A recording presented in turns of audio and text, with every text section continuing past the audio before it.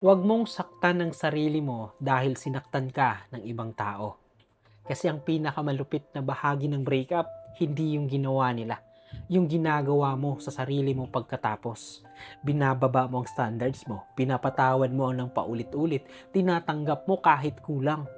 At sa bawat pinapatawad mo yung taong nagloko, sinasaktan mo ng paulit-ulit ang sarili mo. May mga araw kasi na mas masakit ang alaala kaysa sugat. Sinaktan ka niya, binaliwala ka, iniwan ka sa tanong. Pero imbes na tumigil daw ng sakit, dinagdagan mo pa. Sa kakaisip, kakabalik, kakapilit. Hindi mo kasalanan na nasaktan ka ha, pero responsibilidad mong huwag ipagpatuloy ang pananakit niya. So please, tandaan mo to, ipasok mo sa kokote mo. Ang healing hindi pagbabalik, hindi rin paghihiganti. Healing ang pagpili sa sarili kapag gusto mong balikan ng sakit. Healing ang paglayo sa taong dahilan ng sugat. Healing ang pagpili sa sarili kahit nanginginig ka pa.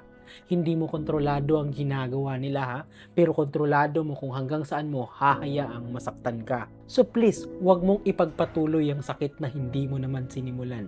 Kung may isang desisyon na makakapagligtas sa iyo ngayon, yun ang tumigil sa pananakit sa sarili mo. Pahinga muna, layo muna, piliin mo ang sarili mo.